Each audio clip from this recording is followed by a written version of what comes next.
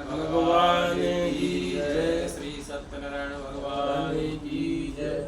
प्रभु की अनमोल कृपा से आपके यहाँ आने का सौभाग्य प्राप्त हुआ है और आप सभी दिव्य संत महात्माओं का दर्शन प्राप्त हुआ और इतना सुरम्य प्राकृतिक वातावरण, इतना स्वच्छ वातावरण, एक ऐसा आश्रम जहाँ पर जो है ऐसा लगता है कि जैसे सिद्ध पुरुषों का निवास स्थान, सिद्ध जो है महात्माओं का निवास स्थान है और दिव्य जो है अनुभूति होती है यहाँ पर आकर के।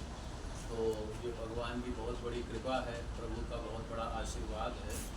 और कहा गया है कि एक घड़ी आधी घड़ी, आधी में पुनिआद, तुलसी संगत साध की हरे कोटि अपराध। सत्संग का तो एक क्षण भी बहुत ही अमूल्य होता है और मुझे ऐसा लगता है कि सत्संग की आवश्यकता हम सबके जीवन में बहुत ज़्यादा होनी चाहिए। क्यों होनी चाहिए?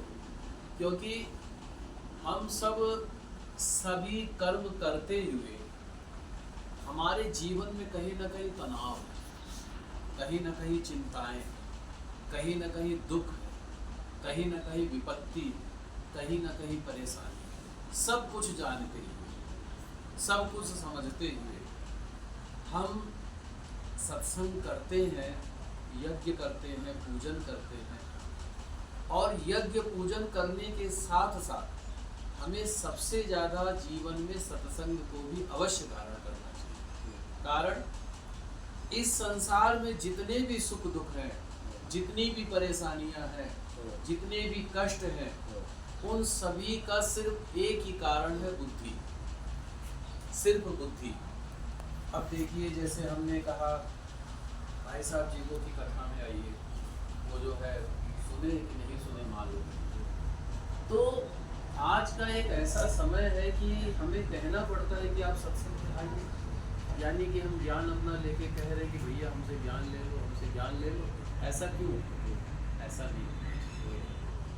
उनको भी ये आवश्यकता होनी चाहिए कि ज्ञान क्यों जरूरी है हमारे जीवन में। ज्ञान इसलिए जरूरी है क्योंकि बुद्धि की स्वच्छ निर्मलता की प्राप्ति के लिए ज्ञान की आवश्यकता है। ज्ञान हमें जीवन जीने की कला सिखाती है। और जैसा कि मैंने कहा प्रेम जी, जैसा कि मैंने कहा कि बुद्धि का ही सारा खेल है इस संसार में और कुछ नहीं है।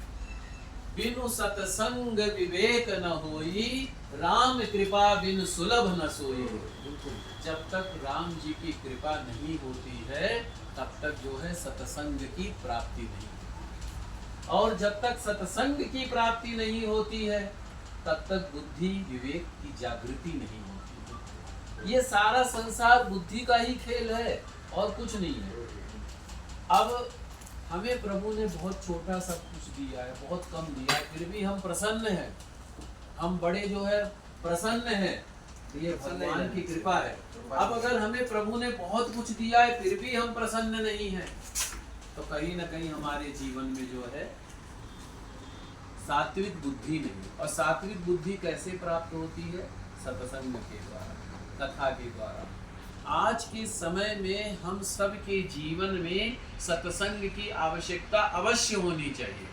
और सत्संग ऐसा होना चाहिए जिसमें जो है नाच गाना ना के बराबर हो। सत्संग ही हो, कथा ही हो और कथा का श्रवण करने वाले, कथा को श्रवण कराने वाले दोनों ही पवित्र भाव के। ऐसा ना हो कि मतलब कि मन में भाव कुछ और हो और जो है सत्संग हम श्रवण करें, हम श्रवण कराएं।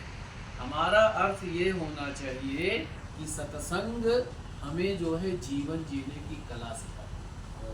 मैं तो ये कहता हूँ, एक 5 साल का बच्चा, 10 साल, 15 साल, 20 साल, हर उम्र, हर वर्ग, हर जगह जो है सत्संग अवश्य होना चाहिए। सत्संग अवश्य होना चाहिए। और सत्संग जैसे हमारे विद्वान करते हैं वो तो सत्संग है। श्रीमद् भागवत कथा, श्री राम कथा, अन्य कथा। अभी मैं जैसे कह दूं जी मैं श्रीमद् भागवत कथा कराइए, क्यों कराए? क्या होता है श्रीमद् भागवत कराने से? श्री राम कथा कराइए, क्यों कराएं? हमारे पास पैसा नहीं है, हमारे पास में समय नहीं है, तो इसका अर्थ ये है कि उन्होंने श्री राम कथा, श्रीमद् भागवत कथा के महत्व को नहीं समझा। और दूसरी बात, श्रीमद् भागवत कथा के द्वारा, श्री राम कथा के द्वारा, अन्य कथा सत्संग के द्वारा हमें जीवन के हर प्रश्नों का समाधान मिलता है। हमें जीवन के हर प्रश्नों का समाधान मिलता है। अगर अब ये सत्संग आज कैसा होना चाहिए, वर्तमान में कैसा सत्संग होना चाहिए, वर्तमान में आज का जो सत्संग होना चाहिए, जो कथा होनी चाहिए, हमारे बच्चों को लेकर, बच्चों को लेकर के। और बच्चे क्यों नहीं बैठ सकते हैं? जब बच्चों के मन के प्रश्न का समाधान मिलेगा तब वो बैठेंगे। जैसे आपके कोई प्रश्न है, आपका कोई प्रश्न है, आपका कोई प्रश्न है, मेरा कोई प्रश्न है, तो हमें जब तक उसका समाधान नहीं मिलेगा तब तक हमारी जिज्ञासा नहीं बढ़ेगी। और जिज्ञासा बढ़ेगी कैसे? जब उसका कारण उसको बतलाया जाएगा कि ये कारण है। एक भजन है, नाग बिटस ले तो मिल जाए किसी को जीवन दान, नाग बिटस ले तो मिल जाए किसी को जीवन दान, चींटी से भी मिट सकता है किसी का नाम निशान, अरे कोई कारण होगा, अरे कोई कारण होगा। तो हमारा जो आज का युवा वर्ग है, हमारे जो बच्चे बच्चियां हैं, ये कारण सोचते हैं और उनका होना भी चाहिए समाधान, कारण का समाधान भी होना चाहिए। तो मुझे ऐसा लगता है अगर हर वर्ग और हर उम्र के बच्चे, बड़े बूढ़े, स्त्री पुरुष, हर किसी को अगर सत्संग में जिज्ञासा बढ़ेगी तब उनका सत्संग में आना होगा। और जब सत्संग में आना होगा तब उनको भगवान के प्रति, देश के प्रति, भारतवर्ष के प्रति उनका प्रेम बढ़ेगा, उनकी निष्ठा बढ़ेगी, उनकी श्रद्धा बढ़ेगी। आज हम यज्ञ कर रहे हैं, यज्ञ में सिर्फ कुछ लोग बैठे हैं। क्यों? क्योंकि यज्ञ का महत्व उनके बाद नहीं मालूम उनको। यज्ञ का क्या महत्व है, पूजन करने का क्या महत्व है, आज सत्संग का क्या महत्व है। और ये महत्व कैसे बतलाया जाएगा? जब उनके जिज्ञासाओं का समाधान किया जाएगा। तो मैं चाहूंगा कि जिज्ञासाओं का समाधान करके ये सत्संग जो है चलता रहे और सत्संग का आयोजन होता रहे। और सत्संग का एक प्रमुख कारण ये भी है, क्या? सत्संग जो है आपका सम्मान करना सत्संग सिखाता है, सत्संग हमारा सम्मान करना सिखाता है, सत्संग देश की सेवा करने का संकल्प सिखाता है, सत्संग भारतवर्ष की सेवा करने का संकल्प दिखाता है, सत्संग शहीदों के प्रति निष्ठावान, श्रद्धावान और भक्तिवान होकर के देश के प्रति कुछ कर गुजरने की भावना को जगाता है सत्संग। तो यही सत्संग है। और इन्हीं शब्दों के साथ में मैं अपनी वाणी को विराम दूंगा।